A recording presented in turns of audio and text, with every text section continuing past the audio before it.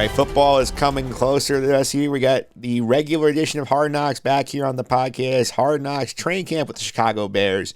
Breaking down the premiere today with our football guy on the podcast. We haven't talked to, I think, since the Super Bowl in the pod. Joe Dowlees is with us. Joe, how are you? It's been a while, Mike. I am so glad to be back. Football is right around the corner, and that Hard Knocks music gets me going, baby. Certainly does here, and I covered the entirety of Hard Knocks offseason, the New York Giants, over the last 5 weeks. I covered all 5 episodes. Since it's not the local team, I'm only doing the premiere with the Bears, but I think there's going to be a fun season regardless. No, absolutely. I mean, there's a lot of really good buzz coming out of that Chicago team, and a lot of great storylines that they were able to hit on early on in that first episode that we saw.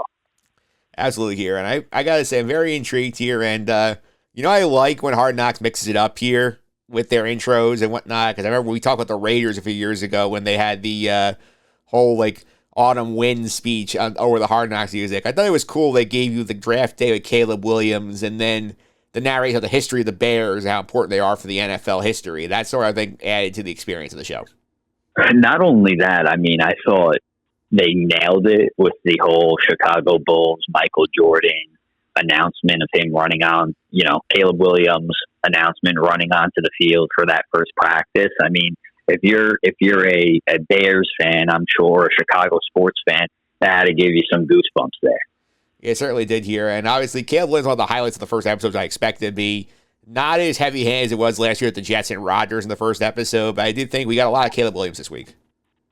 Yeah, we did get a lot of Caleb Williams, which was expected. Obviously, the number one overall pick. We all know what the situation is in Chicago with their inability to find the guy, right? So now here they hopefully think that Caleb is that guy. And you know what? I thought there would be a little bit more, and I was surprised with the side that they showed of Caleb. And specifically, I don't know about you, I felt like it was more of the early struggles.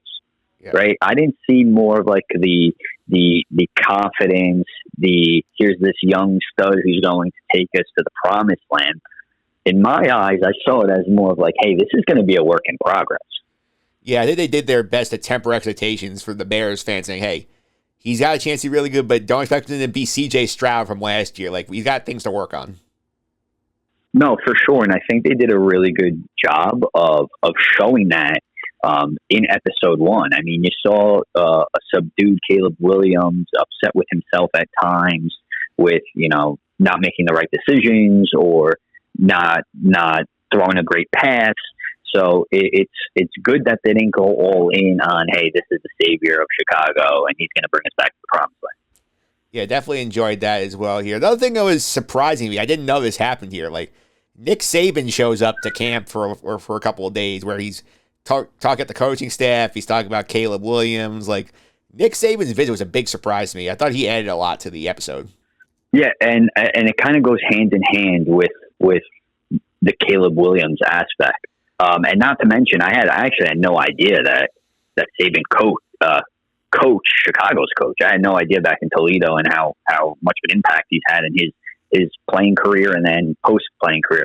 But I thought what Saban said was really interesting, right? He sat there and talked about how a lot of these guys don't pan out because the pressure is enormous. And when he said that, it kind of stuck with me because you think about the intro, right? You think about the chatter of Chicago hasn't had a quarterback in so long.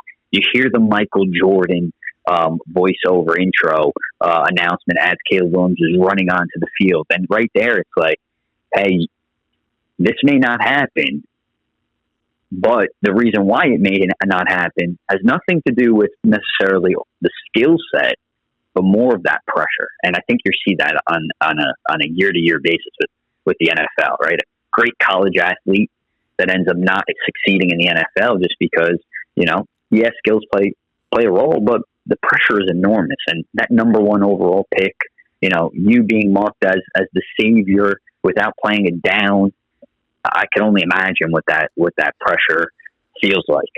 It's also cool to see sort of Nick Saban sort of coaching coaches there, sort of hey, like you mentioned, this is what you're going to have to deal with this guy. Here's how I would handle it so that the kid doesn't get overwhelmed. Seeing that was kind of cool, seeing what made Nick Saban such a great coach. Yeah, and I love when Eberflus was asking, like, what do you do, right? And Saban was telling him how, I always stand behind the quarterback. I never call him out in front of everyone. I show him what he did wrong, and then you later saw Eberflus doing that with Williams in the quarterback room as they're watching tape, and it's just amazing how like these even the coaches are always learning, the coaches are always evolving, and they're always leaning on past coaches that have had success. Now, the interesting part about it is we all know Nick Saban never had a true successful NFL coaching stint, right? So, I thought it was kind of ironic. All right, here's this coaching advice I'm going to give you, but hey, by the way, I wasn't the greatest NFL coach. But that doesn't put aside him being arguably one of the best college football coaches to ever coach. Yeah, that's true here. We also got to, as hard as I like to do a bunch of like fun like segments here, like of random things going around Bears camp here. So go through them quickly here. Matt Eberflus's beard was an interesting choice. I love it. You don't like it? I thought it was funny. I thought it was great. Yeah. I thought it was great. I think, you know what? The first thing I thought of was like, wow, imagine just walking into work any day and you needed a haircut or you needed your beard to be shaped up or trimmed a little bit. And you just go into the office right next door and the barber's there and boom, boom, boom, and right back to work you go. I mean, what kind of wonderful life is that? But I think he looks great. I love it. He looks rugged. He looks tough. And I think they're going to need that. They're going to need that from their leader. Yeah, I showed the picture of him when he first got the job. He was the DC for the Colts. Like, he looked like a baby in those photos. Well, you know what? It's funny. Obviously, there's no face to this podcast right now. But, I mean, you know me well. I had the no beard, the short hair, and then I said, you know what? I'm going to grow the beard. I'm going to grow the hair, and it's a completely different look. And I think it fits him well. It's matured him. He's now in that next echelon of his career, and I think it's the right look. And of course, as you mentioned, my wife likes it, so I got to keep it. I understand where he's coming from now.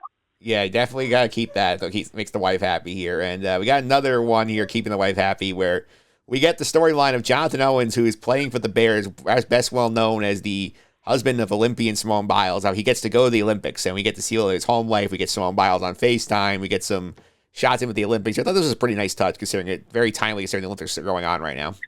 You just nailed it. Excellent job by Hard Knocks going on, the timeliness of the Olympics, knowing, okay, this is the release. Obviously Owens was granted the okay to go over there, but let's get some footage of him inside of his home, the FaceTime with Simone Biles. I thought that was awesome. The only thing that I thought would have been cooler is if we had some more footage from him in Paris, right? I think that would have kind of added another touch. Then you're moving a little bit too far away from the football stuff, but kudos to Hard Knocks, obviously staying on top of current events and really showcasing that. I'll tell you what, I was watching it with my wife, and immediately during that portion of the show, she was locked in. So I'm sure that happened around households around the country. Yeah, I can also imagine, too, I feel like with the stuff, it's probably a rights issue with NBC, probably saying, no, you can't have this footage. This is our footage. Yeah, I'm sure there was a combination of that, but I thought they did. I thought they did a good job. I like that they even showed that brief conversation with Owens as well as with Coach about, okay, these are the days I'm going to be missing, and yeah, it's totally fine. Go do what you got to do. It was really well done there. Yeah, I did appreciate Matt Eberflus saying here, like, we are fans of the Olympics. We support the Olympics. So that was a good justification for the reporters. Like, that's why we're letting him go. Yeah, and it's Team USA, right? So, support your country. Yeah. And then we got our comedic bit of a rookie singing in the camp show. We got this last year. I forget the name of the receiver for the Jets who was doing the Eminem impression so well. Eminem hit him up on Twitter here. We get Theo Benedict doing I'm Proud to Be American, like stripping down to a thong to sing the song here. This is going to be the thing that goes viral from this episode, I feel like. Yeah, let me tell you. He absolutely killed it. I had no idea. I wasn't expecting it. I didn't know what to expect. I thought he was just going to make it, like, obviously made a fool out of himself, but I didn't think he was going to strip down into basically a banana hammock with the eagle on and granting and giving himself earning that nickname of Eagle, as you heard Coach and some of his teammates later say. You know what? The other thing that was pretty it's wild because they see that, they film that, and then it's not like it purposely happens, but then the preseason game happens and he unfortunately gets hurt. And it's like the natural ties that just sometimes happen and occur just make just fit the storylines like so well. Obviously, you never want to see a player get hurt, but here we are, everyone's laughing and smiling at this guy doing their rookie skits, and then 25 minutes later, you're like, oh God, man, I was just such a big fan of this guy, and now he's hurt. Yeah. See what happens to him going forward. You're definitely unfortunate for Theo when he gets hurt in the Hall of Fame game here. A couple of the fun things at camp note here. The segment that teaching Caleb Williams how to slide to prevent the slip and slide was very funny.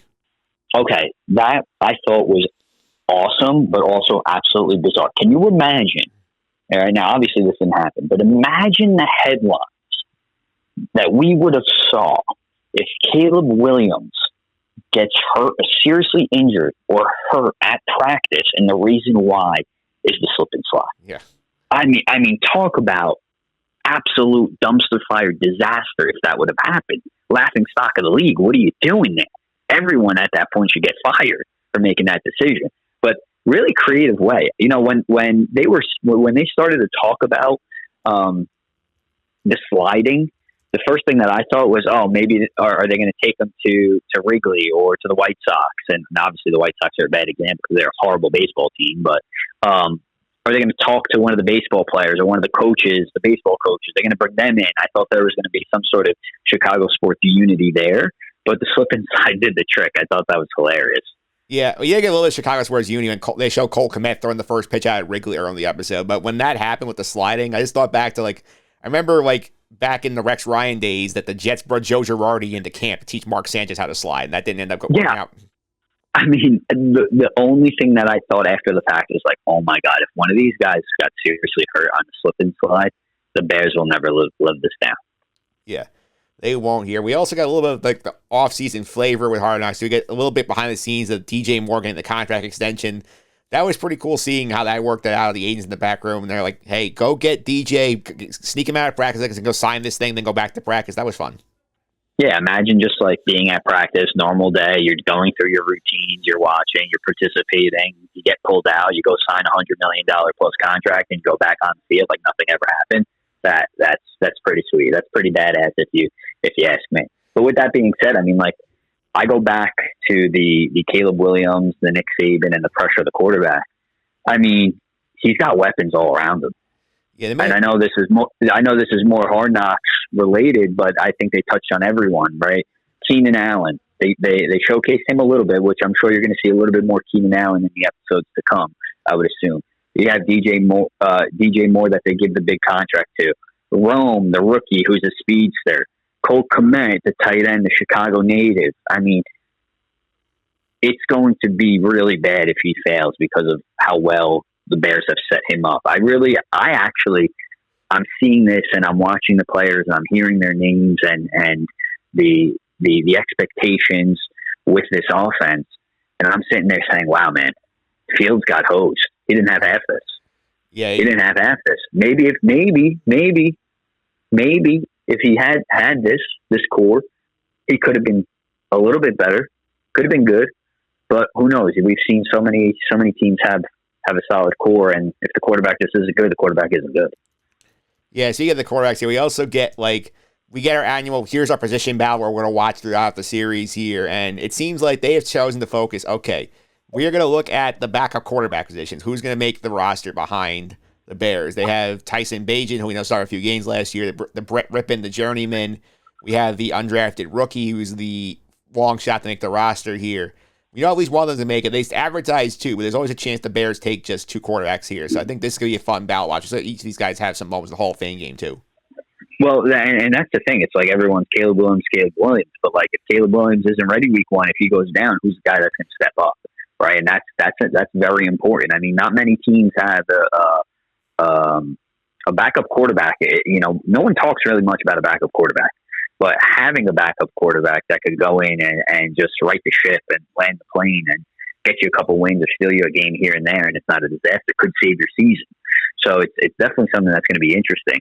Of course, it sucks that, you have that Hall of Fame game that because of the weather, the game is suspended, so you don't get full reps. So that's one less game that somebody could have got reps to show, right? And you could look great in practice, but, those preseason reps for second, third, and fourth stringers, those are everything for them. Yeah, and it's also interesting when you look at the room the Bears put together here. It's like when you have a highly drafted quarterback, usually you figure that the team tries to get like a veteran backup who's been around the block a few times to help the kid. They do not have that here in Chicago. It's like a journeyman, a guy who was an undrafted rookie last year, another undrafted rookie. So interesting construction of the room for the Bears. Yeah, really interesting, and that's something to keep an eye out on. It's like if things are progressing or if injuries start to pile up, do they give somebody a call, a veteran that's still on the market to bring in and kind of just be there just in case. Yeah. Last thing there, so anything in the Hall of Fame game grab you besides the weather? The kickoff. Yeah. I mean, seeing that for the first time ever in the NFL, at least, it's going to take some time to get used to. I know, like, for example, my dad doesn't really watch preseason games. He may flip it on.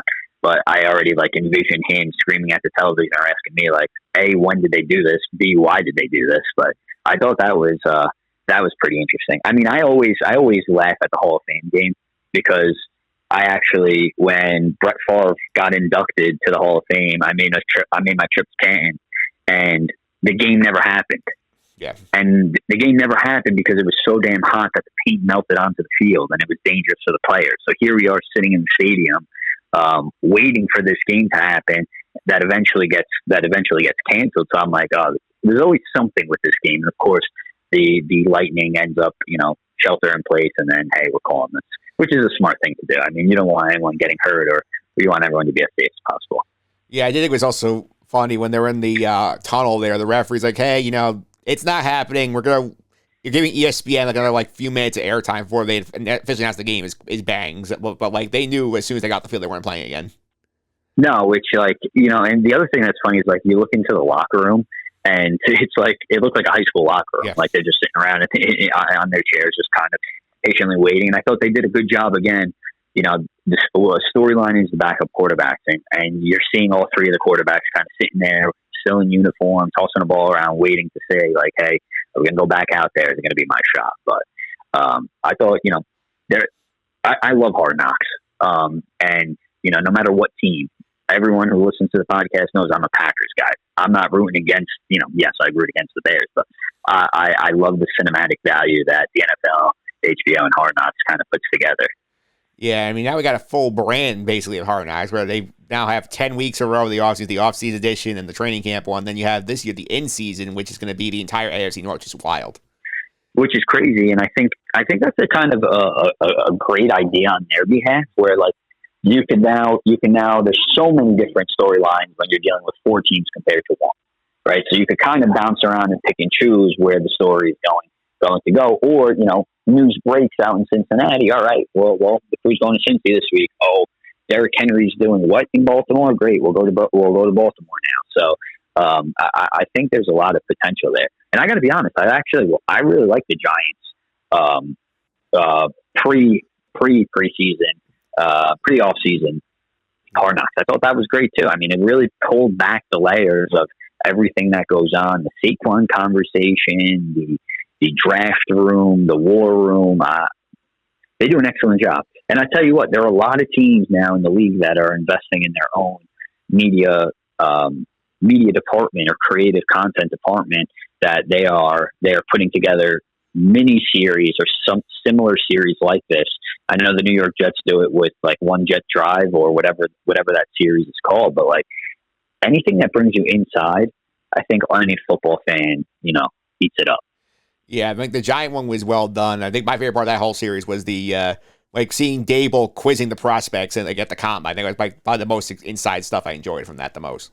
Yeah, and I also love like the human element of it, of like, hey, these are, yes, they have like coveting jobs. They're NFL players, they're NFL coaches, but at the end of the day, they also have regular lives, and I love that aspect of it. I love seeing the families. I love seeing them interact with their families.